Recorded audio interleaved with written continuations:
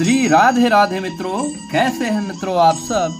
मित्रों, आज हम मेडिकल एस्ट्रोलॉजी के सीरीज के अंतर्गत दंत रोग, दांतों के रोग का ज्योतिषी योग, कारण एवं निदान के बारे में बताने जा रहे हैं। मित्रों, दांतों से संबंधित रोग को हम दंत रोग कहते हैं। दांतों में दर्द होना, मसूड़ों में रक्तपात होना, दांतों में कीड़ा लग जाना, दांतों में कैविटी हो जाना या पायरिया रोग हो जाना, मित्रों मुंह से बदबू आना इत्यादि बीमारियों का विचार हम कुंडली के दूसरे भाव से करते हैं। कुंडली का दूसरा भाव जो है वो मुख भाव होता है मित्रों। कुंडली का दूसरा भाव, दूसरे भाव के स्वामी और दूसरे भाव के कारक बुध को हम मुख का कारक ग्रह मानते हैं मित्रों। और जब दूसरे भाव में दो या दो से अधिक पाप ग्रहों का प्रभाव पड़े मित्रों, तो निश्चित रूप से जातक को मुख से संबंधित रोग होते हैं मित्रों।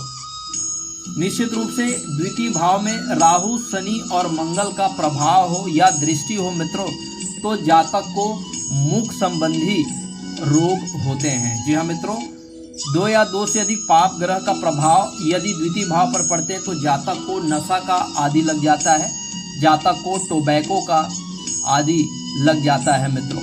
और नशीली चीजों के सेवन के कारण भी मुख संबंधी रोग जातक को होते हैं मित्रों, एक निर्विवादित सिद्धांत हमेशा हमें याद रखनी होगी मित्रों। यदि कोई भी बीमारी के बारे में हम विचार कर रहे हैं तो लग्न और लग्नेश की स्थिति पर हमें सदैव विचार करना है। यदि लग्न कमजोर है, लग्नेश कमजोर है मित्रों, लग्न में पाप ग्रह बैठे हुए हैं, लग्न पाप कत्री है, अगर लग्नेश पाप कत्री में है, लग्नेश 6वें, 8वें, 12वें में पाप ग्रहों के साथ बैठे हुए हैं मित्रों, तो निश्चित रूप से ऐसा जातक जो है वो रोगी होगा मित्रों। अगर हम दांत के रोग का विचार करें मित्रों, तो 3 राशि अगर लगन में लिखी हुई हो मित्रों, जी हाँ मित्रों, यदि मेष राशि, वृष राशि और धनु राशि यदि लगन में लिखी हुई हो और लगन में पाप ग्रह, 2 या 2 से अधिक पाप ग्रहों का प्रभाव हो मित्रों, तो निश्चित रूप से ऐसे जातक को दांतों से संबंधित परेशानी होती है मित्रों। दंत रोग ऐसे जातक को होता है मित्रों। जब कुंडली के 6ठे भाव में राहु या केतु विद्यमान हो मित्रों, तो निश्चित रूप से ऐसे जातक को दांत से संबंधित रोग होते हैं मित्रों। अगर कुंडली के 12 भाव में चंद्रमा हो, त्रिकोण भाव में शनि हो, 12 भाव में चंद्रमा हो, त्रिकोण भाव में यदि शनि हो मित्रों और 8वें भाव में अगर सूर्य विराजमान हो मित्रों, तो जातक को दांतों के रोग होते हैं। दूसरे भाव में भी अगर 2 या 2 से अधिक पाप ग्रह बैठे हुए हो या पाप ग्रहों की दृष्टि हो मित्रों, तो निश्चित रूप से ऐसे जातक को दांत से संबंधित रोग हो जाता है मित्रों। यदि लगन में गुरु चंडाल दोष बना हुआ हो, राहु और गुरु की युति हो मित्रों, तो निश्चित रूप से ऐसे जातक को दांत में दर्द होता है। राहु और गुरु की चंडाल योग अगर 5म भाव में भी हो मित्रों, तो ऐसे जातक को दांतों से संबंधित पीड़ा होती है, दर्द होता है मित्रों।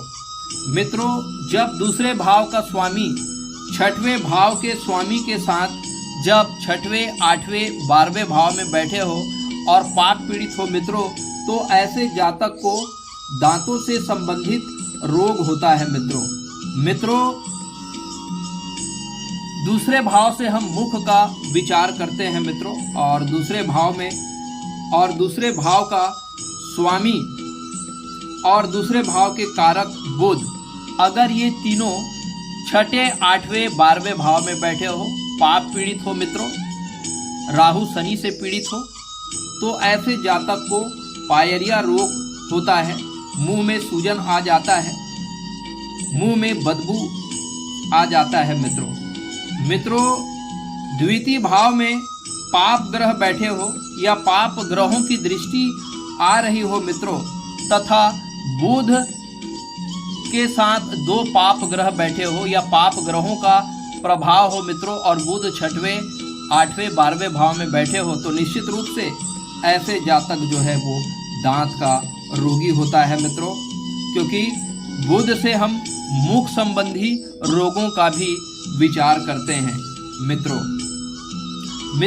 अगर द्वितीय भाव में अगर मंगल का प्रभाव आ जाए मित्रों, द्वितीय भाव के स्वामी तथा द्वितीय भाव के कारक में यदि मंगल से पीड़ित हो, मंगल से दृष्ट हो मित्रों, तो जातक के मुंह में छाले हो जाते हैं। और मंगल की राशि में मंगल बुध दोनों की युति हो मित्रों, मेष राशि या वृश्चिक राशि में मंगल बुध यदि बैठे हुए हो मित्रों, तो निश्चित रूप से मुंह में छाले पड़ जाते हैं। दूसरे भाव में सूर्य मंगल अगर एक साथ भी बैठे हैं मित्रों, और उस पर कोई पाप ग्रह की दृष्टि पड़ रही है, शनि की दृष्टि पड़ रही है, तब भी जातक को मुख से संबंधित रोग होने की संभावना बनी हुई होती है मित्रों। लग्न में मेष राशि में चंद्रमा अगर पीड़ित हो मित्रों, लग्न में अगर चंद्रमा बैठा हो और वो चंद्रमा राहु अथवा शनि से पीड़ित हो, तब भी जातक को मुख संबंधी बीमारी हो जाती है मित्रों।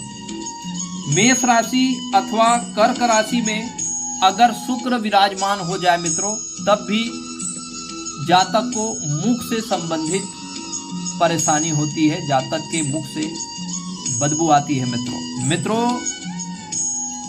अगर हम दांतों की रोग के बारे में बात कर लेते हैं मित्रों, निश्चित रूप से मंगल से मुख के छाले का विचार करते हैं। केतु और राहु का प्रभाव से दांतों में सड़न, दांतों में कीड़े लग जाते हैं मित्रों। अगर हम उपाय की बात कर लेते हैं मित्रों, तो निश्चित रूप से मित्रों द्वितीय भाव से हम मुख का विचार करते हैं मित्रों।